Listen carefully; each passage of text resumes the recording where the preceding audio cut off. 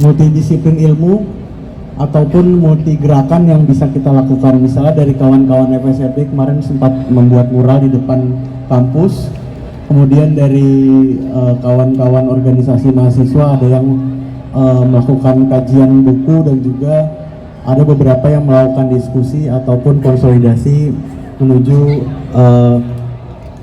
peringatan tragedi 12 Mei 1998 ini.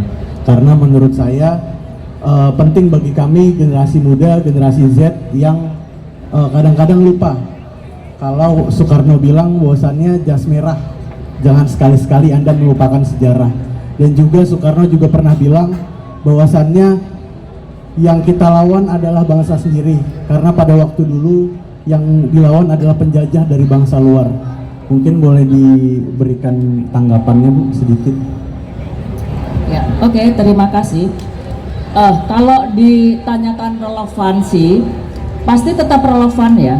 Tidak ada sejarah apapun gitu ya yang tidak relevan dengan hari ini, karena hari ini itu kan berhulu pada beberapa peristiwa sebelumnya. Tapi begini, teman-teman, karena saya ini sudah gimana ya, sudah generasi tua gitu. Seringkali kemudian banyak orang tua itu kan kalau bicara kepada anak muda, kalau kami menyebutnya orang muda gitu ya, itu kan seakan-akan menyuruh begini, menasehati begini. Saya kok percaya ya, yang dilakukan oleh teman-teman hari ini tentu harus kita bedakan dulu konteksnya. Saya tidak sedang memaksa, sangat tidak ingin memaksa bahwa harus seperti dulu dong, turun ke petani, turun ke buruh, mengorganisir, tinggalkan kampus seperti yang kami lakukan saat itu. Harus, zaman berbeda ya. Kalau ditanyakan kenapa generasi kami, generasi saya ini ya, itu rata-rata keluar dari kampus ya. Kami kaum DO-an, saya nggak DO sih, saya keluar dari kampus. Benar-benar karena memang tidak bisa kuliah gitu ya, bukan karena males, karena harus ke buruh, harus keluar kota, harus ke apa gitu ya. Nah, tentu kenapa kami bisa senekat itu kan juga bukan turun dari langit, bukan kami yang berani saya rasa, tapi situasi di luar memaksa kami untuk tidak bisa lain selain itu gitu. Karena apa? Karena melihat penderitaan petani sudah sangat mencekik leher, penderitaan buruh waktu itu dilarang berserikat, upahnya sangat rendah, dipaksa ini, kritis dikit seperti Marsinah dong tahun 93 dibunuh dengan sangat brutal di kantor Kodim.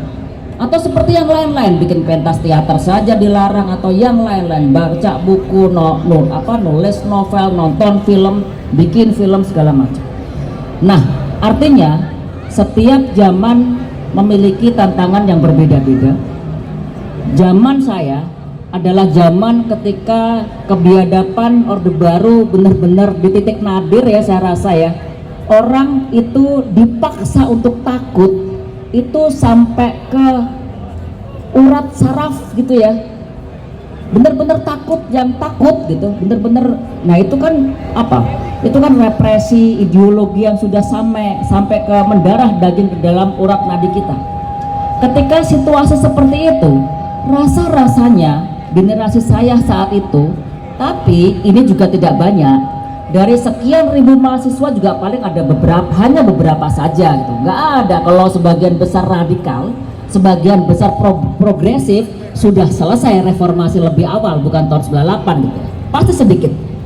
Tapi saya hanya perlu sampaikan bahwa kami punya kesetiaan, punya kesabaran revolusioner, karena dituntun oleh keyakinan bahwa Soeharto itu akan tumbang gitu, harus tumbang.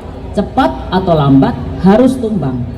Nah itu kan memaksa kita semua kemudian berani untuk melakukan beberapa hal yang nekat, tidak semua pakai hitungan, semua pakai pakai taktik strategi. Nah saya ingin bilang, apakah kemudian saya harus bilang tiru? Tentu tidak.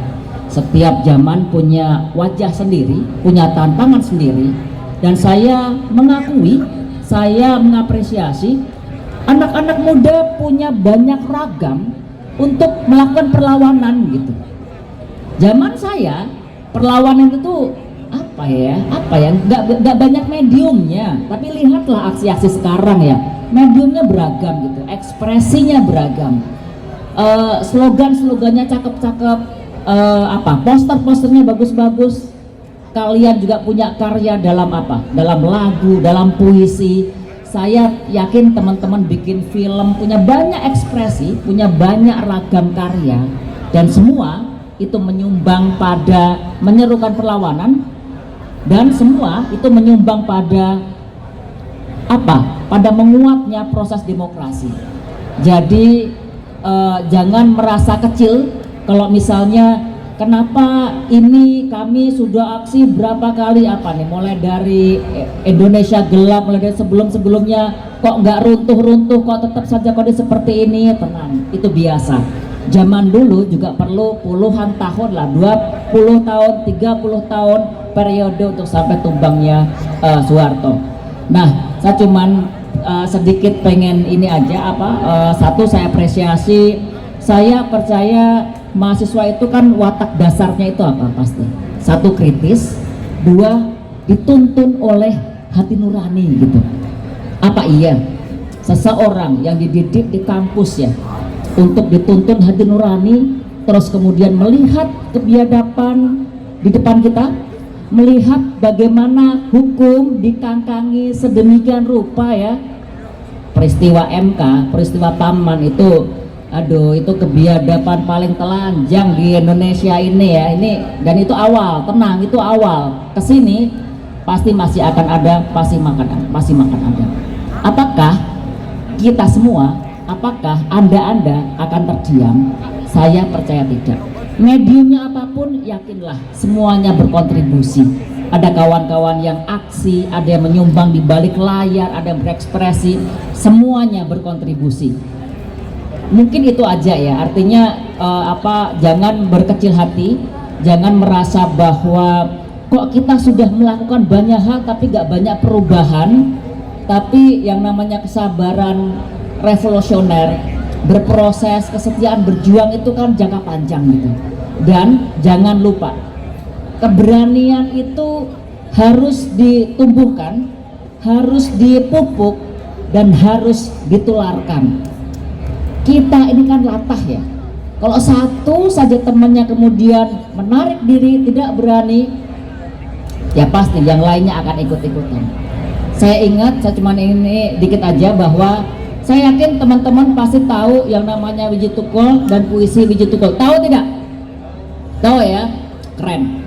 Nah, Wiji Tukul bukan hanya seorang penyair, bukan hanya seorang pembaca puisi.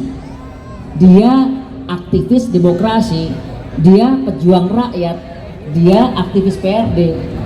Saat itu ya, saya cuma ingin mengatakan bagaimana ketika situasi kita semua sudah down ya, sudah drop gitu ya, aksi 5-10 orang yang ngadang sekompi. Bagaimana puisi Wiji Tukul hanya ada satu kata lawan, itu begitu magis gitu ya, membuat kita berani melakukan hal-hal yang mungkin di luar batas kesanggupan kita menalar gitu, karena kita dituntun dengan keyakinan itu. Wiji Tukul puisinya mengajak kita, memaksa kita bahwa keberanian itu harus ditumbuhkan gitu. Oleh apa? Oleh kata-kata, oleh lagu, oleh seruan, dan itu harus ditularkan. Karena nggak bisa dia hanya berdiri sendiri. Dia menjadi semacam magma gitu, magis gitu, untuk bisa menuntun kesadaran kita dan keyakinan kita bahwa ya demokrasi harus direbut, fasis depan mata ya harus dihadang gitu ya. Hari ini ya kita harus berhadapan dengan medan yang sama. Itu aja teman-teman, bersetialah pada hati, bersetialah pada akal sehat, karena apa yang akan Anda wariskan kepada anak cucumu. Kalau negeri ini nggak sampai 100 tahun bangkrut, ini udah mau bangkrut ini ya. Gimana kita dipimpin oleh presiden penjahat HAM, wakil presidennya hasil kong kali kong begitu gitu. Jadi itu aja, jaga akal sehat, jaga hati nurani Anda, karena Anda berada di sini, di kampus Trisakti yang bukan main-main, yang bikin nama Soekarno. Terima kasih. Baik, kami applause yang meriah untuk Bu Lilik. Betul kata Bu Lilik tadi, bahwasannya pantikan semangat yang beliau berikan untuk kami sekiranya dapat berguna dan bermanfaat untuk medan-medan juang berikutnya yang coba kita diskusikan bersama pada malam hari ini. Kemudian setelah ini akan ada apresiasi berupa piagam penghargaan, Bu. Mohon izin untuk maju ke depan. Saya kembalikan kepada MC.